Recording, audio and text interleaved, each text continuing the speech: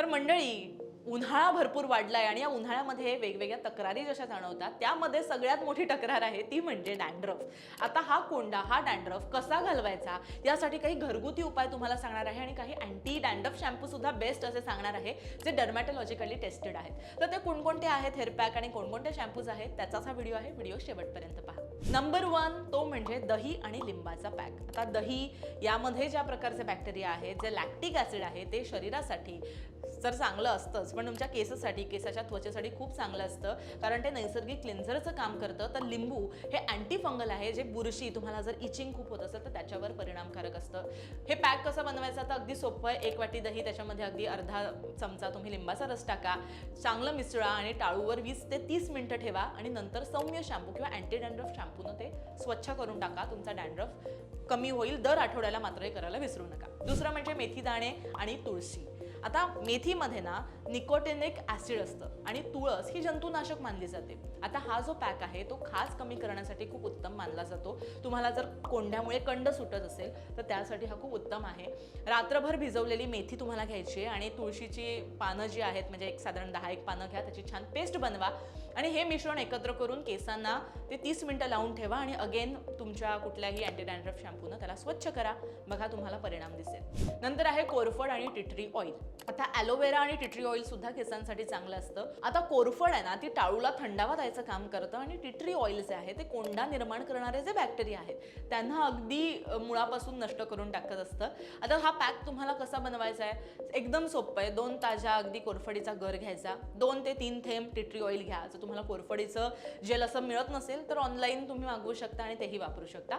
टाळूवर छान हे मिश्रण मसाज करून 15 ते 20 मिनिटं तुम्हाला ठेवायचं आणि नंतर धुवून टाकायचं. पुढचा पॅक आहे तो म्हणजे कडुलिंब आणि मध. आता कडुलिंब आपल्या कोंड्यावरती किंवा कुठल्याही हेअर प्रॉब्लेमसाठी अगदी वरदान आहे कारण कडुलिंब कडू जरी असलं तरी तो जंतूचा नायनाट करतं आणि मध टाळूला कोरडेपणापासून दूर ठेवतं. बरेचदा डॅन्ड्रफ हा ड्रायनेसमुळे येतो, त्यामुळे वापरू शकता तुम्ही.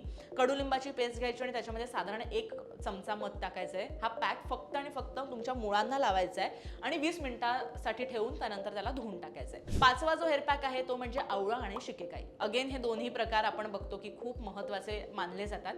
व्हिटॅमिन सी न समृद्ध असलेला आवळा टाळूची प्रतिकारशक्ती वाढवतो आणि आवळ्यामुळे ना तुमचे केस पण खूप सिल्की होतात, जे मी स्वतः वापरते. खूप वरदान आहे ते. आवळा पावडर आणि शिकेकाई पावडर आणि पाणी अशी तुम्हाला ही पेस्ट करायची आहे आणि नैसर्गिक शॅम्पू याचा तयार करायचा आहे जो आपोआप बनतो आणि तो साधारण 30 मिनिटं तुम्हाला केसांवर ठेवायचा आहे. बघा एकदम चमत्कारिक याचा परिणाम दिसेल आणि केस पण तुमचे आवळ्यामुळे सिल्की होतील. 6वं आहे की तुम्ही एग व्हाईट आणि ऑलिव्ह ऑइल सुद्धा वापरू शकता. जर तुमचा कोंडा ड्राय स्काल्फमुळे असेल, म्हणजे ज्यांची ही स्काल्फ आहे ती ड्राय आहे, त्याच्यामुळे जर होत असेल तर हा एक पॅक उत्तम मानला जातो कारण अमिनो ऍसिड यामध्ये असतं. एका अंड्याचा तुम्ही पांढरा भाग घ्या, जे अगदी कच्चं अंड आहे ते, आणि त्याच्यामध्ये 1 साधारण चमचा ऑलिव्ह ऑइल मिसळायचं आहे. केसांना लावून त्याला 20 मिनिटं ठेवून कोमट पाण्याने त्याच्यानंतर धुवून टाकायचं आहे. आता याचा परिणाम काय होणार आहे की तुम्हाला जर ड्राय स्काल्फ असेल तर तुमच्या स्काल्फला नरिश करण्याचं काम आणि मॉइश्चर देण्याचं काम हे करणार आहे. त्यामुळे हा तुम्ही वापरला तर अर्थातच तुमच्या केसाचे जे प्रॉब्लेम्स आहेत ते दूर होतील. 7वा आणि शेवटचा जो हेअर पॅक आहे तो म्हणजे केळं आणि ॲपल सायडर व्हिनेगर. केळं आणि ॲपल सायडर व्हिनेगर हे अगदी खाण्यासाठी सुद्धा तितकंच पोषक मानलं जातं. केळं जे आहे ना ते केळं टाळूचं पोषण द्यायचं काम करत असतं आणि व्हिनेगर pH लेवल जी आहे ती मेंटेन करतं. आता एक पिकलेलं जे केळं आहे त्याला तुम्ही मस्त मॅश करून घ्या, 1 चमचा ॲपल सायडर व्हिनेगर टाका, ते मिश्रण एकत्र करा, मस्त मिक्स करून झाल्यानंतर 20 मिनिटं लावून ठेवा आणि नंतर केस धुवून टाका. याचा सुद्धा छान परिणाम तुम्हाला दिसेल. आता हे सगळे हेअर पॅक तर तुम्ही घरी बनवू शकता, पण डर्मॅटॉलॉजिकली टेस्टेड काही प्रोडक्ट्स आहेत की ज्याच्या मी तुम्हाला रेकमेंड करू शकते. जर तुमच्या घरी किंवा तुम्हाला घरगुती उपायांसोबत क्लिनिकली सिद्ध असलेले असे काही शॅम्पूज वापरायचे असतील जे तुमच्या केसांसाठी उत्तम आहेत आणि सगळ्या प्रकारच्या स्काल्फसाठी चांगले आहेत, तर त्याची ही पुढची लिस्ट आहे. नंबर 1 जो शॅम्पू आहे तो आहे, मी तिथे तुम्हाला फोटो लावीन, Scalpe pro anti dandruff shampoo. याच्यामध्ये ना क्लेम्बाझोल युक्त हा शॅम्पू आहे जो कोंड्यावरती थेट हल्ला करतो, थेट काम करतो आणि तुमच्या केसांना एक वेगळ्याच प्रकारचं लुक देतो. दुसरं म्हणजे Himalaya anti dandruff tea tree shampoo जो आहे तो नैसर्गिक घटक जर तुम्हाला आवडत असतील तर हा शॅम्पू खूप उत्तम आहे, डर्मॅटॉलॉजीकडे टेस्टेड आहे आणि अँटी डॅन्ड्रफवर खूप चांगला परिणाम करणार आहे.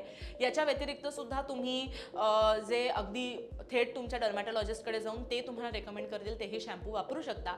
पण ज्यांना आयुर्वेदिक हवं त्यांच्यासाठी हिमालय आहे आणि जो पहिला शॅम्पू मी तुम्हाला सांगितला तो अगदी ज्यांना इतर वेगवेगळे प्रोडक्ट्सचे केसाला वापरतात, म्हणजे ज्यांचे कलर केस आहेत किंवा स्ट्रेटनिंग आहे, फलाना आहे, अशा सगळ्या वेगवेगळ्या ट्रीटमेंट झाल्यानंतरही तो पहिला शॅम्पू तुम्ही वापरू शकता. तर हे जे काही मी इन्फॉर्मेशन तुम्हाला दिलेली आहे ती अगदी तुम्हाला घरगुती कमी पैशामध्ये केली जाणारी अशी ही ट्रीटमेंट आहे जी तुम्ही करा. आणि मला असं वाटतं तुमच्या स्काल्फची कुठलीही pH लेवल असेल, म्हणजे तुमची ड्रायनेस असेल किंवा अगदी कॉम्बिनेशन स्काल्फ असेल किंवा अगदी ऑइली स्काल्फ असेल, जसं चेहऱ्याच्या स्किनचं आहे तसं तुमच्या स्काल्फचं कुठलीही असेल तरी हेअरपॅक तुम्हाला फायदेशीर ठरणार आहेत. मात्र ते वापरण्याच्या आधी थोडीशी पॅच टेस्ट करा, म्हणजे कानामागे थोडंसं लावून बघा. काही ॲलर्जी होत नसेल तरच लावा, कारण ज्यांची सेन्सिटिव्ह स्किन आहे त्यांच्यासाठी कदाचित एखादा पदार्थ ॲलर्जेटिक असू शकतो. आणि जर त्रास झाला तर थेट डर्मॅटॉलॉजिस्टकडे जायचं आणि त्यांनी सांगितलेल्या गोष्टी तुम्हाला करायच्या आहेत. बाकी हा व्हिडिओ तुम्हाला कसा वाटला नक्की सांगा आणि लोकमत सखीवर असंच प्रेम करत राहा.